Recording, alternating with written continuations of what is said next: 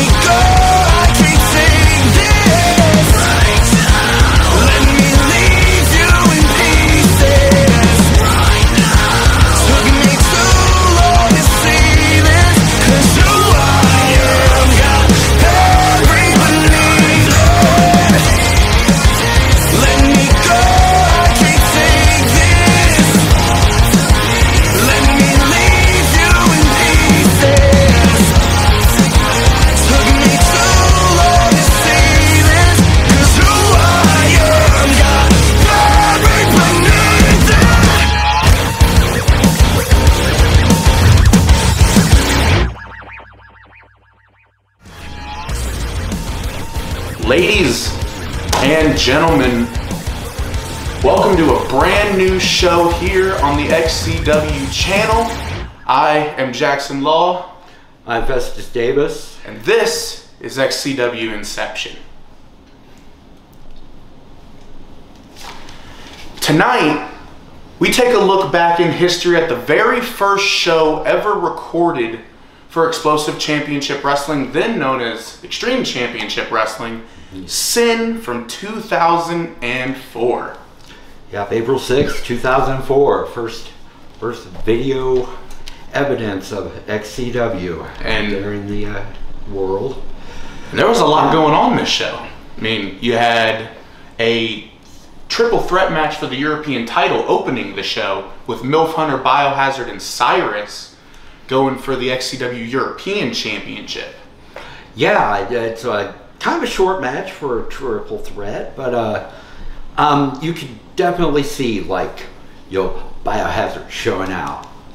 Just glimpses of what the future was going to bring for each of those guys. Every match had a bit of a shining star who you knew was going to be better going forward than the rest of them. And then following that, we actually had Fletch announcing the Power title and the Battle Royal that would crown the brand new Power Heavyweight Champion, even though that didn't look like a championship, but we'll get into that later.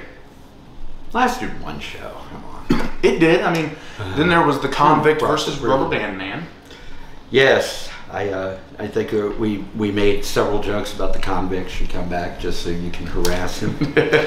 But because you're the law, obviously. But once again, these early shows were very short.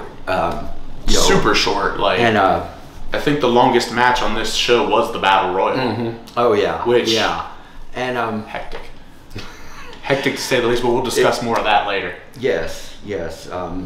But yeah, they're just and I don't have much on my notes about that Convict Rubber Band Man match, but except it was very short. I mean, it wasn't the only triple threat match on the card. The first match wasn't. There was also another triple threat title match for, at the time, the Intercontinental Championship, now obviously known as the International Championship, with Vapor, DTC, and Blade squaring off. And then we had our main event for the XCW Championship between champion Fletch and challenger, the late, great Kurt Acid. Now, with all of these matches, Festus, I'm going to ask you, what do you foresee the match of the night being? Well, in my humble opinion, it was the main event. And you could, once again, see the seeds of, the greatness that would be Kurt Acid and Fletch later on. I mean, each man has their specialties, Yes, it definitely just was, like I said, a glimpse. You saw what was going to be, And yeah, in my humble opinion, that was match of the night. Well, I guess we'll find out once we evaluate each of the matches after this commercial break. We're going to take a look at each of these matches and kind of break each match down and give our little evaluation of each one of the matches.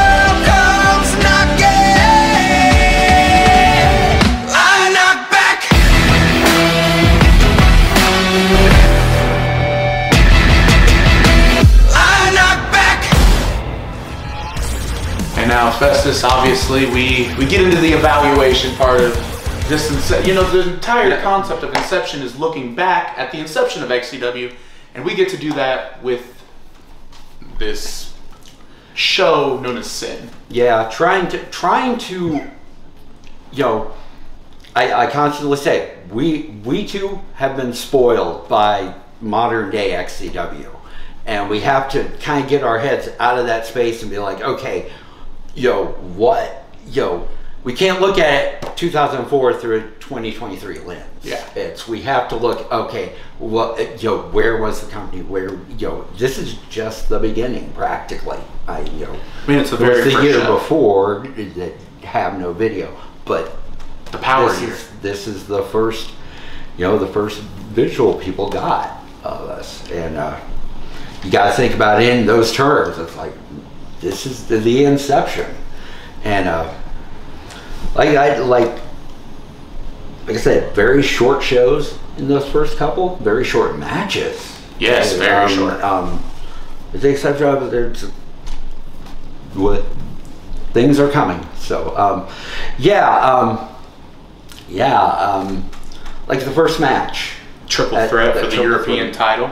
Yeah, it was extremely short. And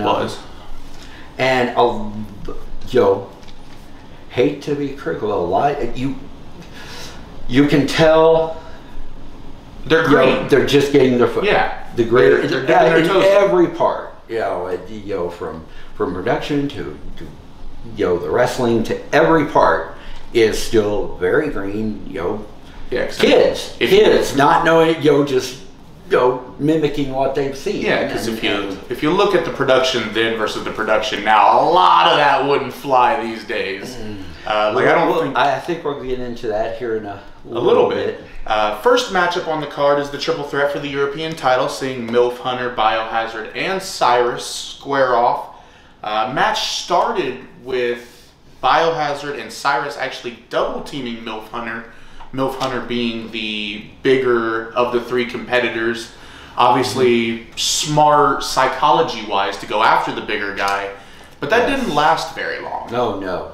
It definitely devolved into your standard triple threat after that first bit. But like I said, you could definitely see,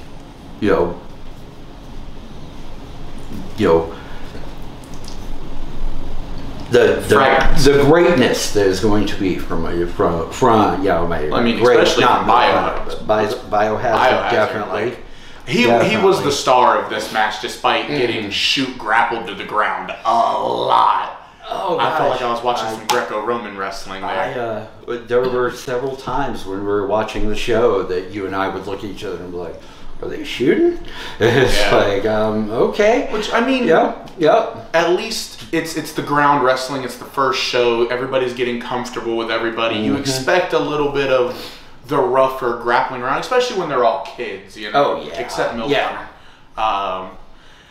Especially, at least my background-wise, I know for a fact that I've had to do it plenty of times, wrestling on the ground, so I can understand what they're doing, how they're doing it, and that first show is always the one with the jitters. Yeah, those first show jitters. You're learning. just like just like anything else. The first time you're learning, and they're you can see in every one of these matches they're learning, they're getting better, and progressively. And now, despite the match being super short, what would you rate it? Because I know what I have, at least out of 5 stars, out of the Inception stars. Okay, I got that at a 2.5. It was serviceable. It was watchable. There wasn't many. Wasn't much story. Terrible moments. Yeah. That is definitely, and that's part of the greenness. Yeah, I feel like they're just learning to tell stories. I feel like despite the physicality. I feel like despite there being a new champion, there was really the only story being told, at least match-wise, was Biohazard versus Blade, and being the same guy but having split personalities and stuff like that. So that obviously comes into play because later in the night we do see Blade in the other triple threat for the other championship. Yes. I had this match rated at a 1.5. Yeah. I could. Yeah. Like 2.5 was just because I was like, there's the little bit of leeway. Not terrible, but not great. Just right there, average. And then middle of the road.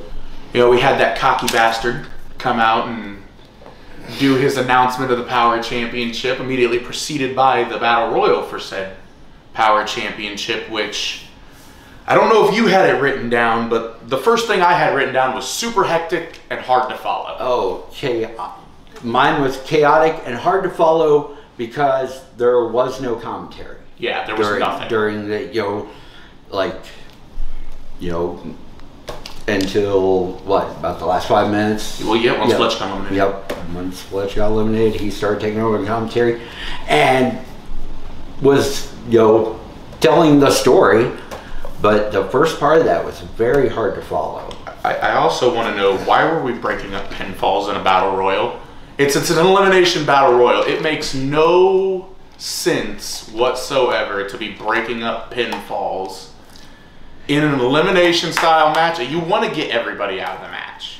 Yeah, hate to say it, but that happens in the major leagues too. Yeah. You watch a Royal Rumble, it's like I'm screaming at you, why are you stopping him from elimination? Why do you stop an elimination? Yeah. But yeah, that was a big question during this match. Another big question I had was what was I think it was Biohazard and not Blade yet. I don't think he had changed shirts yet. What was he trying to do with that weird reverse sit-out F5 thing?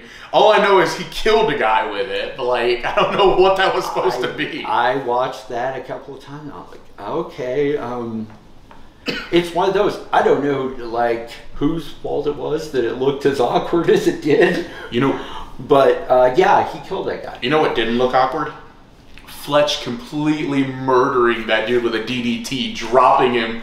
I don't know if that DDT was spiking him in the head or not, but it looked like he got spiked. It was rough. But it was rough. I know we both were like... I don't know that Fletch or Jones were either one or two the star of that Battle Royal, because Jones flip bumping on that clothesline on the ground, that's a ballsy bump. But you also had Fletch and DTC doing that brutal tag team spot. That was nasty. There were, at least I think I said, it was very, kind of hard to follow, but some of the action in it was very, very nice. At least I think that was DTC. It's kind of hard to tell. They all kind of looked the same at points. There was a lot of bodies in there that you just and once again, without commentary and without an extensive background, it's like, okay, I know it's a couple of these guys, but I mean, DTC's never changed the way he looks, so. But we did get a new champion out of the Battle Royal. Cynical, capturing the Power Championship, becoming the first ever XCW Power Heavyweight Champion. Obviously, the Power Championship would turn into something else later down the line, disappear, become a new championship. But Cynical walked out on top, and for it being a Battle Royal without a ring and not having the over-the-top rope or through the ropes that we're used to, it was it was a little easier for me to rate it because I do know the pinfall battle royal style. Yeah, so yeah, I was saying, despite the hard to followness of it, I gave it a 2.5. I gave it a 2. I gave it a 2. Like I said, a lot of confusing moments in it. But due to the greenness. Yeah. They were doing what they could, and when commentary started back up, it definitely got better. It definitely was easier to follow. Yeah. And especially there were people gone already too. So and I'd have to say the star of the battle royal, even though he didn't win it and he got eliminated, would have been Fletch. I mean, he's out there bumping his ass off on the ground for no reason, taking bumps on the ground, doing killer looking moves on the ground, and then eliminated and saving the ending with a little bit of commentary. But that wasn't the only match on the card that we have to talk about that involves Fletch. Obviously, there's the main event, but there's a couple other matches before the main event we got to get to. Yeah. First one, of course, being my arch nemesis, the Convict, versus the Rubber Band Man. Only having known these two from just seeing their names, before starting to watch some of the really older stuff, because I haven't. Probably the Rain Show. That's like the second time I've seen it. When we were watching, future episodes, and a lot of stuff I've seen. So a lot of these guys, I'm like, okay, I've seen their name on, like I've seen Fletch making the Trons for him. I've seen the Trons. I didn't know who these were, and but like I said, very short match. Short and shooty. It was very. It felt like a real fight. It felt like I felt some tension between those two. It's like, do these guys have real beef? I don't know. Someone was snug. Now, I don't know who was snugger, but it was very short, very very shooty. It felt a lot like a Greco-Roman wrestling match. It almost felt like a real fight. 90% of the match was shoot grapples, which, I mean, again, there's the greenness in it, just trying to make throwing shit at the wall and making it stick, essentially. The one thing I noted, other than it being super shooty and feeling like a grappling match, was the two of them let the commentary distract them, which isn't something you see a lot of now. You see it on occasion when someone's in front of the commentary table now, because we actually have a commentary table with live commentary. It's not the same person who had a match kind of blown up doing commentary now. But they were distracting themselves with what the commentator said, which is, as we mentioned earlier, if you look at things that wouldn't fly now, that's one of the things that doesn't fly these days. You definitely have to, stay focused in that ring and not pay attention to what the commentators are saying. JJ says some dumb stuff sometimes, and now that he's got Blackheart beside him, it gets even worse. But I love those two though. Yes, they are probably my favorite commentary team we've had so far. But that's for another episode. I was about to say we've got a lot of 20 years to get through. A lot of years to get through, and we'll get through this next match, that triple threat for the Intercontinental. Vapor versus DTC versus Blade. Well, before we get into that, you didn't rate the convict match. What do I have? 1.5. You gave I gave it a half star. Yeah, it was way too short and shooty for me. Very short, very short. Like, I get it was trying to throw anything at the wall and making it stick, but it was way too short, way too shooty for me to even call it a match. It was a fight. While that may have been cool at the time, if I'm looking at it through the modern day lens, there's no rewatch value to that. And in order for a show to flow and a show to work, you got to have some measure of rewatch value. Like the triple threat for the European title, I'd go back and rewatch that. I'd go back and watch the Battle Royal just to see people die in spots. There's not much that makes me want to go back and watch the Convict Rubber Band match. Yeah, I can definitely hear where you're coming from with that. Yeah, I just I probably do like I try to take the modern lens out of it and try to think of like, okay, you know, to come forward. You know, what were the capabilities? What were the? It's a lot easier for you to take the modern lens out when you were probably still in college when that match happened. So. Oh shoot! Out of college, I was like 30 years old, dude. You're dating yourself. Old.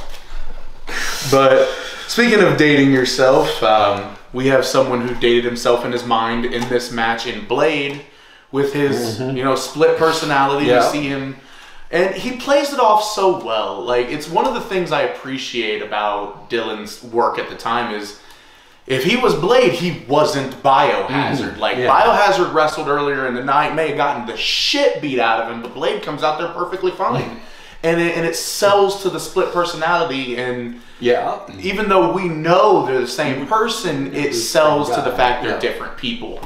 And that's why I like watching. It was a very, very interesting character work there. And it sold into the match as well because he didn't do the same thing as both characters either.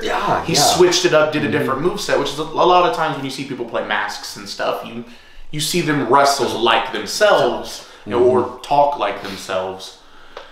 And doing the split personality, he didn't even have to hide one of the characters behind a mask. It was just natural. It felt like a different person. But it was weird to hear it called the Intercontinental Championship too. I'm so used to now if you call it the Intercontinental Championship, you have to double take and backtrack a little bit. International. Hell, I think there was a blunders episode where an entire promo got scrapped because Emily called it the Intercontinental title. So, what do you got to say about this match? What do you have written down? Let's see. Fast paced for a triple threat, and the finish was kind of out of nowhere. It was kind of screwy to me. It did feel very like, okay, we got to take this home now. It felt like someone said, take it home, and they were like, okay, right now. And so, okay, we got to find a way to get to this. It just seemed kind of screwy to me. But not a terrible match. I actually pretty high on this show. I really enjoyed the match. It's one of those that, like I talked about, has the rewatch value. I go back and rewatch this just to see DTC not selling for anybody or anything, which I guess is patented DTC offense. But he did have a wide variety of offense in this match, though. He really showed what at the time the cruiserweights in XCW were capable of. He definitely was. Like the cream of the crop, where that was considered. You look at the high fly flippy stuff. You look at the cruiserweight, and even still to this day, if DTC steps in a ring, you see him doing moonsaults off the top rope and stuff. It's DTC's ability, which at the time he had something that a lot of the other guys didn't have. He had the ability to go out there and do this crazy stuff off fences and on the ground. And it even only amplified more in future episodes with the trampoline edition. I had this match rated at 3.5 stars. I had a 3. And like I said, like higher than pretty much the rest of the card. And the replayability, it was an entertaining match to watch. I rather enjoyed it. I mean, we got to see a new champion in Vapor capturing the championship. Becoming the Intercontinental at the time champion. Still weird for me to not call it International. But speaking of new champions, that does take us to our main event, which we did see a new champion with a bit of a, as you mentioned, that finish being screwy. This finish was a little bit more screwy. But it pitted Fletch defending the championship against Kurt Acid, and Fletch was announced as the New Age heavyweight champion, which I don't know if the New Age title got changed to the world title and they just decided to like scale down how many titles they had, because at the time we already had 4 championships total. So having a New Age and a world title kind of scales it different. I think too many titles. I just chalked up to they just messed up on announcing. I guess that's something we'll have to ask Fletch later tonight. That's one of my questions. But I did note something, and it was something that nobody else besides Dylan Bostic, who I'm just going to call Bostic, I'm not going to go Biohazard or Blade, had at the time, which was a custom shirt. He had Benji had a custom Team Rain shirt, which even at the time, like, is baffling to me because it shows that certain characters were investing in themselves and investing into the product and making it known who they were so you could remember who they were. Well, yeah. Because you're always going to remember seeing the guy come out wearing the black tank top that says Blade on it because you're going to remember that name versus somebody just coming out wearing a random shirt or a random jersey. Just a plain shirt and a plain jersey. Yeah, with the, it definitely puts your name out there in the minds of the audience. And definitely, like you said, investing in themselves. Yeah, which is amazing to see. Yeah, especially at that point in time. It's like I said. You know what else was amazing to see at that point in time, which also wouldn't fly today? The amount of taters that Benji was throwing at Fletch. Like, I've heard Fletch say it. Every time he wrestled a Kaufman, he got hurt. It's not. It wouldn't surprise me if he walked out of that match with a black eye because Acid was laying those in. There were a couple of shots. I was like, yeah. But it was also nice to see them actually wrestling in the match. Yeah, it's nice to see those older, like I said, very beginning, and just them as as kids. I mean, we always joke when we're watching that. Oh, look, baby Benji. And it's like, yeah, they're just young kids. When Benji passed away, Fletch said it. He's like, I have Benji's entire life on camera. Yeah. So I'm sure with Inception we get to see the progression. Oh yeah. We will Kurt be seeing a lot of Kurt Acid. But we saw the finish of that match, seeing Fletch pass out and not tap out, not get pinned, despite taking a 187. Kurt Acid refused to pin Fletch to the mat, which in and of itself has a little bit of storytelling because Fletch and Kurt Acid obviously would continue feuding throughout the years. So obviously there's a little bit of storytelling early in development, not necessarily a story being told at the moment, but there was a story being developed, which was nice to see. What else do you have to say about this match? Shoot, I did, like I said, match of the night.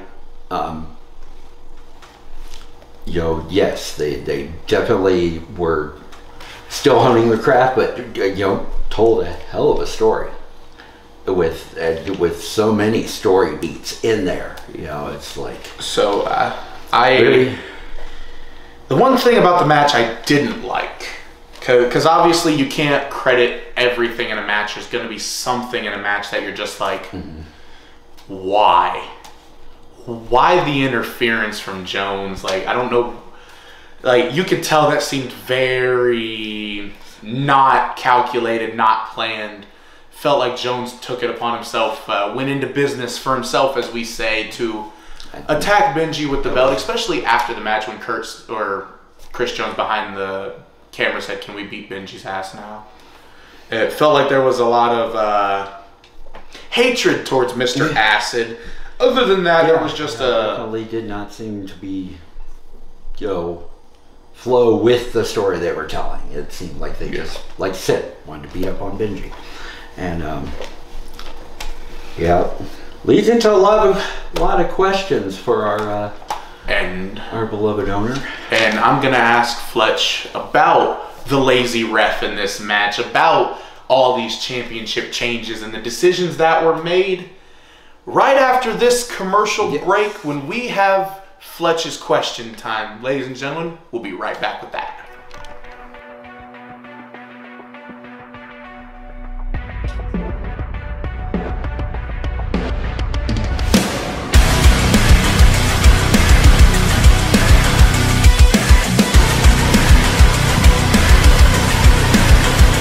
I was just an outcast kid with the pen living the dream. Almost anywhere I went, I pretended to be unaffected by the stupid people questioning me. But in reality, I did it all intentionally. It made you think I give in to the pressure and leave. It made you think I give in to depression and bleed. I make an enemy of anybody threatening me, and I'm the one who determines who I am destined to be. When did I fall flat? Can't look at you now. Lay a falling dead. When it hits the ground, can't look at you now. Lay a thousand wide. This is my legacy. Life or death to me. It's like the air I breathe, and you can suffocate me now.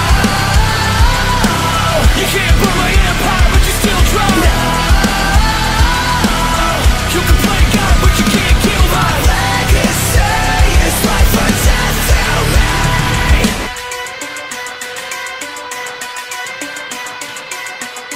You said that I'd be nothing. How does it feel that I suck?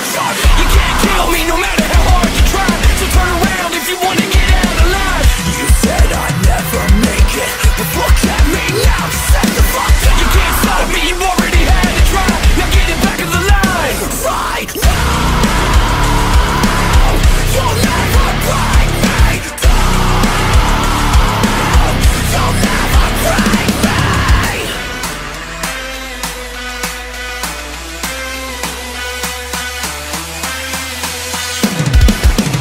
This is my legacy.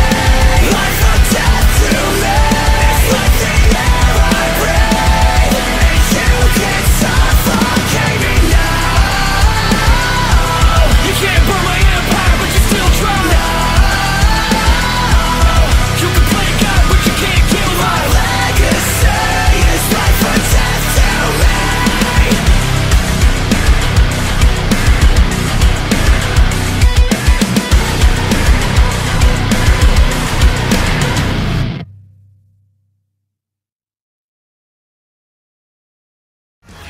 Ladies and gentlemen, we're back. Yeah. And with our good man Fletch, the owner of XCW, the man behind the chair.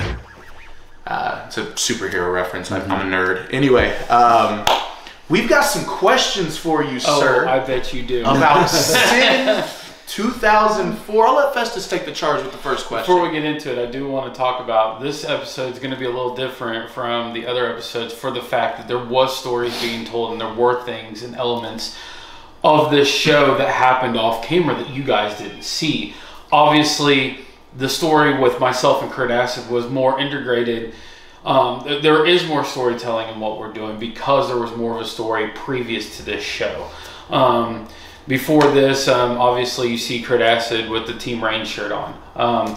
Team Rain had just split. New Power Generation was just coming into fruition, which seen Vapor join forces with J-Town at the time, and soon they would be integrating more people into that group. Cynical, this was only Cynical's second show.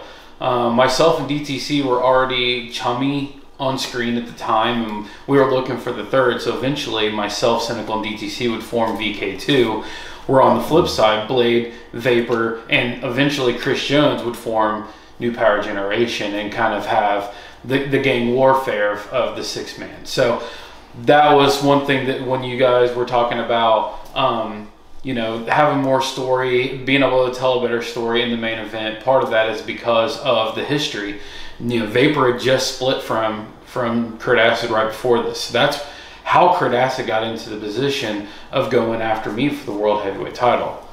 At the 2003 Halloween Havoc, you know, Nightmare was on Reign of Terror through 2003 and never lost a single match until he got to Halloween Havoc. And he's supposed to go one-on-one with myself. That match never happened, as Kurt Acid, who was just dead set on becoming XCW champion, would turn on everybody and go after Nightmare. He dressed as Nightmare, went into the match against myself at Halloween Havoc. Though he lost, he came up to a losing effort. It was unmasked that, you know, he unmasked himself, revealed that he was portraying Nightmare, who he attacked early in the night, and we seen the attack from Kurt Acid on Nightmare. So a lot of this stems from Kurt Acid's frustration, his team breaking up, his frustration of not being able to get to the title, Nightmare getting the opportunity before him, and then him donning the Nightmare gear, going after me, Halloween Havoc in the main event, to still come up short with the return of DTC in that match. DTC helping me win. A lot of things stemmed from this match. So set a lot of stuff in stone. Yeah, at X-Rated that year, myself and Kurt Acid actually had a wash your mouth out with soap match, the very first, and should have been last in XCW history, and that also had a screwy finish, which left us to this match, which ultimately seen me take the pass out from the ankle lock spot. Okay. I just wanted to clarify that there's not going to be a lot of things, because obviously we're going to be covering these in order. But with this one being, not being able to televise the first one before this, I thought I'd get a little backstory. Yeah. That actually Which clears is a lot awesome. up. Yeah. Because one of the questions I had was why that finish? Because that's obviously a story finish, taken away from like the Stone Cold passing out in the sharpshooter spot. I think it was I was coming up as the top baby at the time, and I think that was one way to protect me, my character, that is, to kind of keep me to stay face, so that we could get to the VK2 thing, because I knew that Cynical was going to be the up and coming guy. So as long as I remained top baby, I would be able to elevate Cynical to the point of where he needed to be, so that VK2 and MPG could come into fruition. And on top of that, it's leaving Kurt Acid as champion in the middle of both of these feuds, because he's not part of either. Okay. Yep. Oh shoot. Well, the first question does go to that main event match. When you said the next person that interferes gets fired, was that a shoot? Only on Chris Jones. It looked like you were like, okay, everyone needs to stop playing around. We have I think of any of the matches, I think I was pretty lenient on what everybody did, especially in the Battle Royal. Oh, everybody we're a bunch of untrained, grass stained yardards, do whatever you want. But the main event was very serious. It had a lot of build to it. Yeah. Chris Jones was coming into that match under the tutelage of Justin Parsley, and BYWE was a completely different world than what XCW was trying to be. So this was Chris's very first show in XCW history. Did he know the rules? No. But Chris also had a reputation. Him and Cynical had known each other from grade school. And Chris already had the reputation of somebody that people didn't like. Some things never change. That's true. So coming in, I already knew, Chris wasn't a very likable guy, and Chris will even tell you himself that he wasn't a very likable guy. So you had to keep a very short leash on Chris. So when I said that, absolutely, I was shooting. This was to ensure that Chris understood the element of what was going on and where he was going. But honestly, I didn't do much for Chris anyway, because he would come out next show and have a banger with Cynical and pretty much have the feud of the year that year. Well, you kind of answered my next question, because I was going to ask you who in that match was heel or face, because the lines were a little bit blurred because we didn't have the backstory, so obviously don't know going into it who's necessarily heel or face. Kurt Acid was portrayed as the heel in the match. I was feuding off and on Kurt Acid and Blade, who were both heel, and with me being the top baby, which is why I brought guys like Cynical in to kind of counteract how many heels that I had at the time. But later, as we'll talk about on this show, you'll see him kind of transition more to being the tweener because of the New Power Generation and VK2 feud. With him being champion and him being intertwined with both, obviously New Power Generation is a full heel tandem versus the babyface group of VK2. So you'll see Kurt Acid transition more as this goes. Well, looking forward to it. So Did you mean to get introduced as the New Age Heavyweight Champion, or was that just a? I'm pretty sure that you mistaked what you heard, and he said new XCW Champion because I had recently won the title. That may have been the case. We didn't have a way to rewind it. The audio was kind of. Audio was in and out. Speaking of being in and out, did the camera die at some point during the main event? I just think that it's like, I think that was a borrowed camera. It wasn't even our camera. And I think we were just getting used, like, this was the first show on camera. Yeah. So we're getting used to the camera. So I'm not really sure. If anything, it was probably we ran out of tape. Yeah. Well, stuff was filmed on tape back then. Yeah, everything was high 8 or 8 millimeter at the time. So you rolled with the punch. Yep. Got anything else to ask the man? Oh gosh, did I have? I say we have a whole show worth of questions to ask. Did we have any other questions? Say, because I got plenty of them. Just a funny one is on a scale of 1 to 10, the camera work for that show, if it were to happen today, how pissed off would you be? Oh man, It's worse the next show. I'd be at a 10.5 before the show even got started. We were watching. Funny thing, like I said, we're new.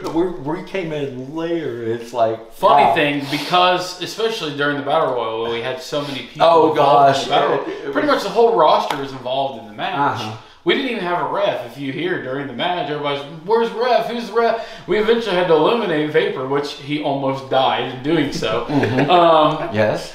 If you remember, DTC gave him a lion tamer, literally like his feet touched the back of his head. Yes. But he goes out there, and all of a sudden you hear Cynical in the background go, "Are you the ref?" And he goes, "No." And he goes, "Are you out?" "Yeah."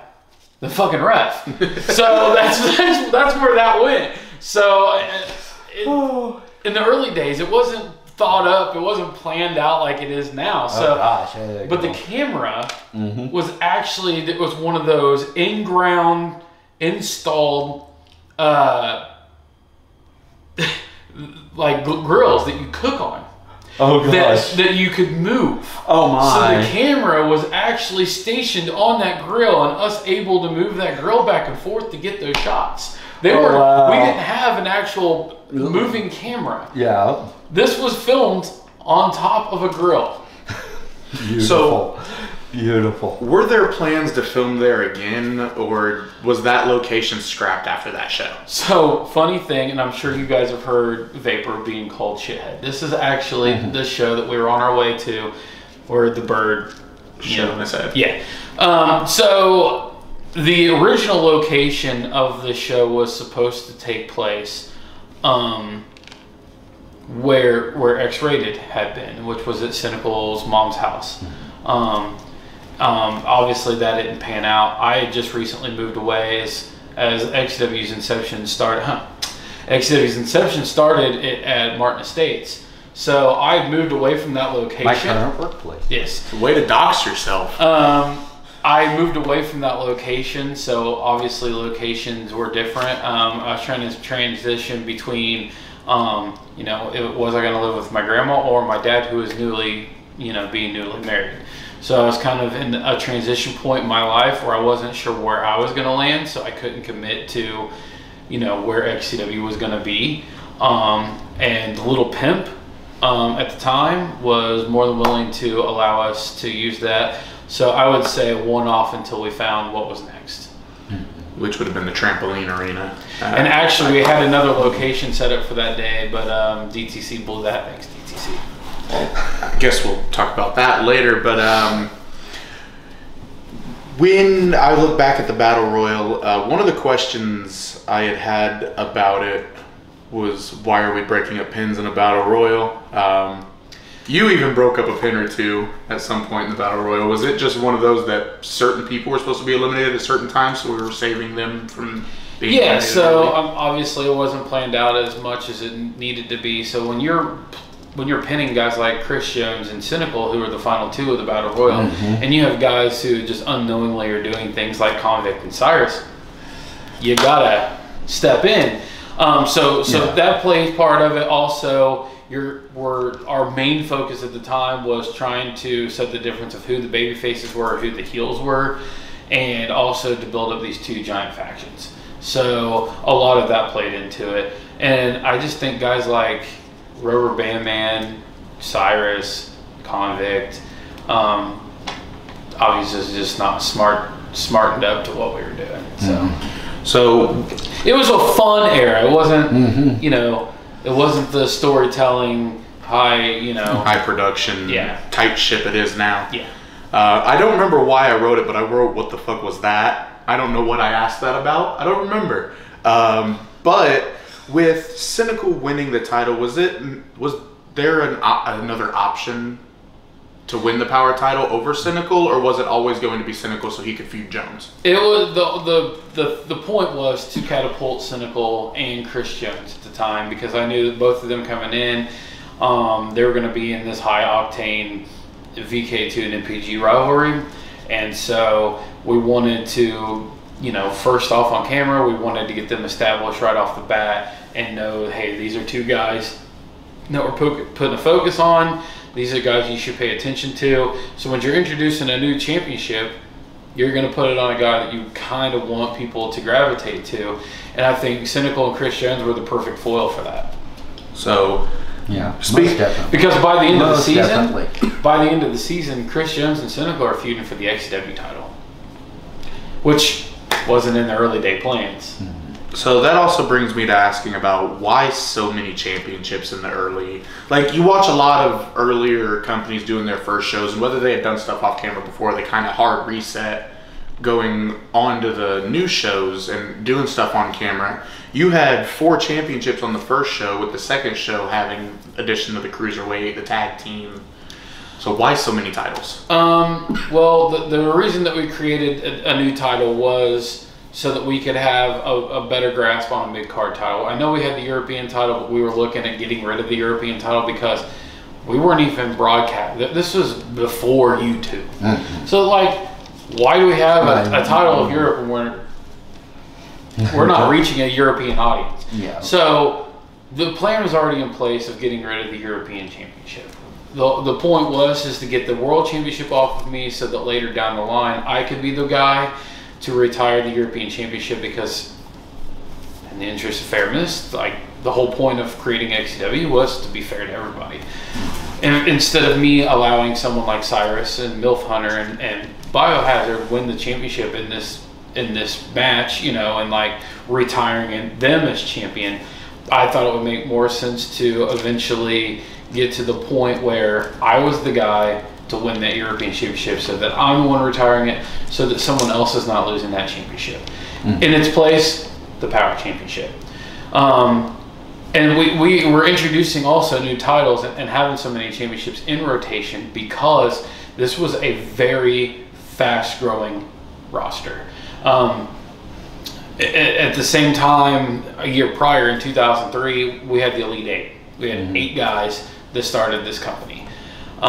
By this point, we're up to an easy 12 to 15 guys. There's guys that are not even featured in this show that obviously you would see be featured later.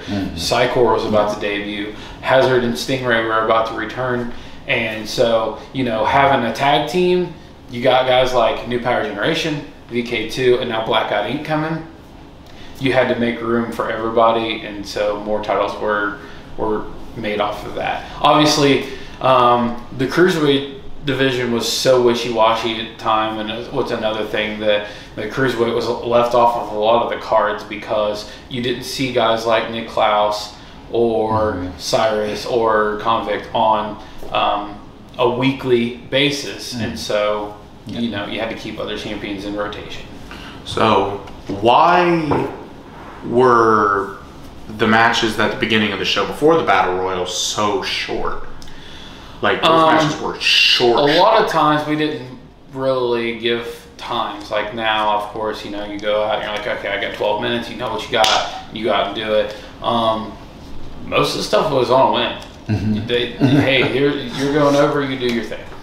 And so a lot of guys, you know, it was their call. A few times I've told people to keep it short. You know, obviously, like Rubber Band Man and Convict, I'm like, hey, neither one of you guys have any skill whatsoever. Go out there, do a couple things, get a quick pin, and be over with. And it also brings value to the show because there's more more of a match count on the show. So it wasn't by design. I think it just fell that way. And then also we did know that there was a battle royal, so we tend to try to keep things shorter. But I think the semi-main, the triple threat for the Intercontinental, and then the XCW titles were also a little longer. But we had to keep the shorter matches in between. Yeah. So obviously me and Festus had our ratings for the show, and I think it'd be interesting to get your rating overall out of 5 stars, because if we average ours together, it got about an average of a 3.5 out of 5. I think one of the things is I didn't have the booking knowledge that I had now. Had I had the knowledge that I have now, I would have booked the Intercontinental title first and got the show really started, because Vapor, DTC, and Blade were all major stars. With also the addition of myself and Kurt Acid, because Cynical and Chris Jones weren't really, I mean, Cynical had only debuted the show prior, Chris Jones was debuting on this show, and Psychor the show after. So those were your top guys. So looking back, I would have changed up a little bit. I would have started with the Intercontinental first. I would have went to Rubber Band and Convict second, Battle Royal in the middle, the European is semi, and then the XCW title. The show isn't great, and I think it's because of the inexperience of guys like Rubber Band Man and Convict that is the biggest flaw of the show. I think obviously you guys talked about how the triple threat for the Intercontinental was a standout, as well as the XCW title, and it's the stars that are in the match. And Cynical and Chris Jones really didn't have the experience of where they were going to be later down the road. So I'm going to say 2.5. Yeah, it pans out. It's about on par with what we had said. Obviously, we're going to get into some final thoughts here. I have who I think the star of the show was overall throughout every match, the person who stood out the most, in my opinion. But before we spring who we think, because we watched the show last night and got a fresher view on it, you're kind of just going off of base memory and what we've re-talked about. Who do you feel was the star of the entire show? I would have to go with Dylan Bostic. The character that he played, I mean, that's tough. When you're trying to go out there as 2 different characters, do 2 different things, and be able to tell individual stories. You know, Blade was trying to come up. He's joining New Power Generation at the time. I think he might have already joined from the previous show, and so like he's trying to make a name for himself. He's coming off of a losing feud against myself. But also to do that, to be Biohazard and be in the Cruiserweight division and be with a whole different crop of guys, and doing the things that he was doing, and just like, I think he was one of the, out of the stars, as I would say, Fletch, Kurt Acids, DTCs, I think Dylan was the worst, actually, in terms of like skill, his in-ring skill. But in promo and character-wise, he was hitting it out of the park. And again, that goes back to that weird reverse sit-out F5 thing he was trying to... What was that supposed to be? I think he was trying to do a cradle shot style, or either that, or he was trying to do like the front face, like the X Factor from the... I don't know. Well, whatever it was weird and awkward. Festus, who did you have as the star of the show? I said it was Kurt Acid. Win the title in the main event. That was another thing with Kurt Acid. We talked about the wonky finish. We wanted to get Kurt Acid over as the technical guy. And he needed a win with some sort of submission. Even though we were doing the pass out spot from WrestleMania 13, I felt like it really solidified that he was the ground guy, that he was the technical, the submission guy, by him beating me that way. And that would that would follow him his entire career. He was always kind of known as the technician. Yep. In the ring, I also had Kurt Acid. Obviously, we talked about it last night. Yep. I had Kurt Acid listed as the star of the show, just based off of how much build he had coming out of the main He event. did feel like the big star because if you notice, he was even saved for the main event. He was not in the Battle Royal. He was the only person not in the Battle Royal. Even me, as XCW champion, was fighting for a new championship, but Kurt Acid was not. So Kurt Acid was not seen on camera until the very last second of the show. So that just shows you what I thought of Kurt Acid as a performer, to protect him and save him and make sure that he was the guy standing tall in the end. Well, I kind of agree with your overall show rating. I don't know how you feel of an overall 2.5 stars. Yeah, 2.5. Sounds about Not our right. best, not our worst. It's just one of those. Right there. There was so much learning going on at the time. You had such a green roster. You had guys that, I mean, in that era, when you're building a roster, you have guys that just don't care. It's they're there to have fun, and so are we. And that was kind of how, like, this is before promos, before storylines. Those things wouldn't be integrated for another year. So a lot of guys were just like, oh, it's fun, let's beat up our friends. And then there was other guys that took it very seriously. The Dylans, the Chris Joneses, the Cynicals, and the more serious guys that came into the picture, the less you'll see of guys like Rubber Band Man and Convict and Little Pimp. You're going to see less of those guys as things get more serious, as things go. So it's all coming up. Yep, we have more Inception. Obviously, this is just the first of many shows that we are going to cover here on Inception. May 7th coming up next. Yeah. That one doesn't even have a name. It's just May 7th. May 7th, 2004. Yep. I think it may be listed as Trampoline Show because it was the first one and one of the last ones ever on Trampoline, which we're gonna obviously get into. You guys will have to hear from that on the next episode. Festus, is there anything you want to say before we close it out? Oh. Any final comments? Well, we got a Fletch here. Well, Did you learn anything from this? Oh, well, Yeah. what did we learn? Okay. I learned that there was actually a backstory to everything that happened. I mean, we watched the first show. There was obviously watching the show, it was don't- kind of like, okay. It doesn't- And it's not like we had footage or the ability to tell that story unless somebody actually stood there on camera and was like, so this is what happened. I mean, that's kind of what commentary's job is, and that's one of the notes I had before I But closed my unfortunately, notes. the only person that had any strength in terms of commentary was myself, who was in the main event. Yeah. And then the other one that that's would have a been there lifetime. that knew it was Benji, and he obviously was in the main event with Right. me. Yeah. Other than that, I just had a note about the stupid tree being in the way. God, that was... That's where the grill was, man. But That's as far as the girl would turn. That's as far as the grill would turn. It is what it Couldn't even is. move it. I- Just straight. I did learn that, like, certain people, and obviously some of those names would stick around throughout the rest Yes. of the year. Hell, some of Yeah. those names are still there today. And also, Yeah. if you put this into perception, our pro training didn't start until 2005. That's where we really all started to go and learn everything, and we're learning to put up rings, and we're, sacrificing. Didn't start for another year. So once we started integrating more promos and more story, is also when we're learning our craft. So things pick up big next season. Well, we'll have to get to that first.